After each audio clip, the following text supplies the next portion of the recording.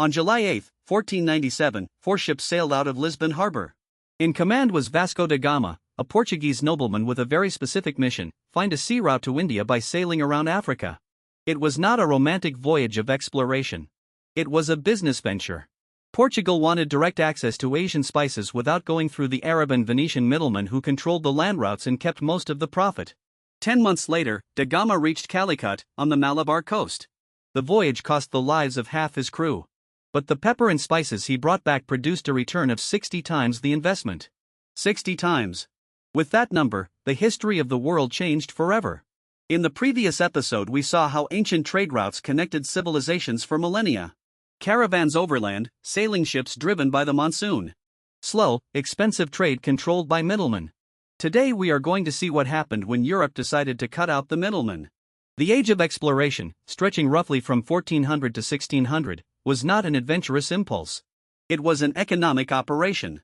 And its consequences, both good and terrible, continue to define the world we live in. To understand the age of exploration, you have to understand a simple fact: spices were extremely expensive in Europe. And they were expensive because they passed through many hands. Pepper grew in India. It reached the Arab ports of the Red Sea. From there to Alexandria, controlled by the Mamluks. From there to Venice, which held a monopoly on trade with the East in the Mediterranean. And from Venice to the rest of Europe. Each link multiplied the price. Portugal, a small country on the western edge of Europe with no access to the eastern Mediterranean, had 2 options: accept Venice's prices or find an alternative route. It chose the second. Under the patronage of Prince Henry the Navigator, starting in 1420, Portugal began systematically exploring the African coast. Each expedition reached a little farther south. Each expedition mapped currents, winds, and harbors. In 1488, Bartholomew Dias rounded the Cape of Good Hope. 10 years later, da Gama completed the voyage to India. The effect was devastating for the traditional middlemen. Suddenly, spices could reach Europe without passing through Arabia, Egypt, or Venice. Prices fell. Volume rose. And the center of gravity of world trade shifted from the Mediterranean to the Atlantic.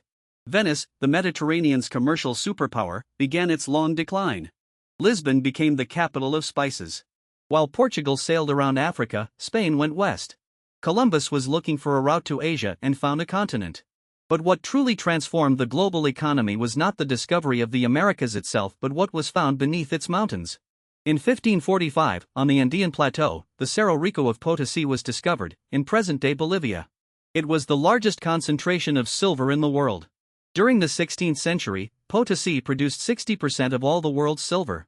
The silver was transported on llamas and mules to the Pacific coast, shipped to Panama, carried across the isthmus by mule, and loaded onto the galleons of the Spanish treasure fleet bound for Spain. Another route took silver from Acapulco to Manila, in the Philippines, aboard the Manila galleon. And why did China want silver? Because the Ming dynasty had established a monetary system based on silver. China needed enormous quantities of it. And the Spanish had it. This is how the first truly global trade circuit was created.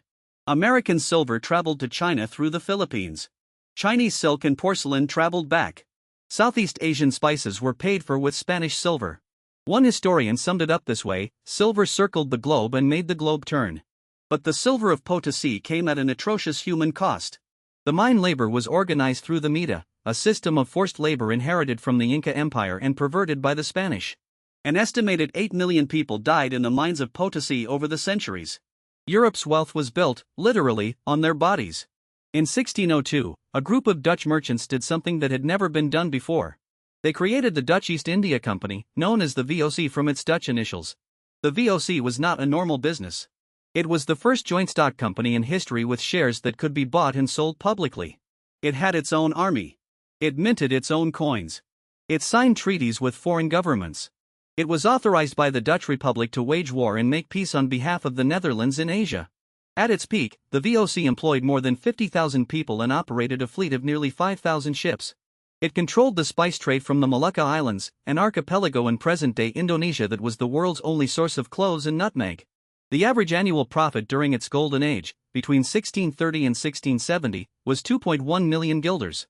An astronomical figure for the era. But the VOC's model was also one of violence. To maintain its nutmeg monopoly, the company massacred much of the population of the Banda Islands in 1621. To control prices, it burned entire spice harvests when supply was excessive. Profit justified any means. The VOC was the prototype of the multinational corporation, an entity capable of operating on a global scale, more powerful than many states, and whose sole objective was to maximize returns for its shareholders. It went bankrupt in 1799, after nearly 2 centuries of operations. But the model it created is still with us. All these expeditions and enterprises operated under a specific economic philosophy, mercantilism. Mercantilism was the dominant doctrine in Europe between the 16th and 18th centuries. Its central idea was simple: the world's wealth is finite. Trade is a zero-sum game. What one nation gains, another loses. Under this logic, each country's goal was to export as much as possible and import as little as possible. Accumulate gold and silver. Maintain a positive trade balance. And use the power of the state, tariffs, monopolies, colonies, to achieve it.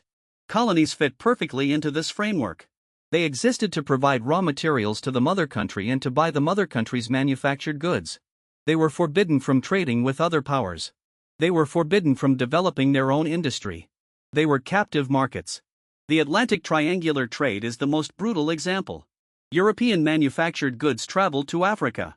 Enslaved Africans traveled to the plantations of the Americas. Sugar, tobacco, and cotton from the Americas traveled to Europe.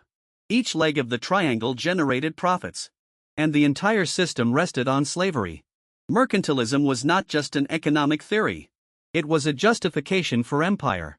And its effects are still present in the economic structures of the world today.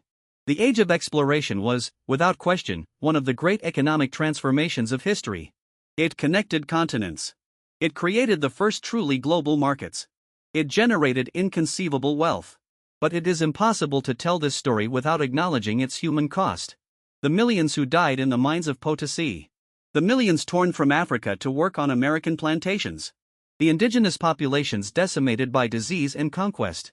The inhabitants of the Banda Islands massacred so that VOC shareholders could receive better dividends. Global trade was born intertwined with violence. The accumulation of capital in Europe was inseparable from the extraction of wealth and labor from the rest of the world. This does not invalidate the benefits of trade. But it is a historical fact that no honest economic analysis can ignore. When we talk today about international trade, about global supply chains, about who benefits and who pays the price, we are continuing a conversation that began on the docks of Lisbon more than 500 years ago. 3 ideas to take away from this episode. First, the Age of Exploration was above all an economic project. Portugal and Spain were not seeking adventure. They were seeking more profitable trade routes. Pepper, silver, and spices moved the world. Second, this era created the first structures of modern global trade. The VOC invented the multinational corporation. The Manila galleons connected the Americas to Asia. The silver of Potosi was the first de facto global currency. Third, European commercial expansion was inseparable from colonial violence. Forced labor, slavery, and monopoly through force were fundamental economic tools, not side effects. The Age of Exploration made some nations fabulously rich and others desperately poor. But as wealth grew, a question arose that we still have not answered: should trade be free, or should governments control it? That question has been generating debate for 300 years. That, next time.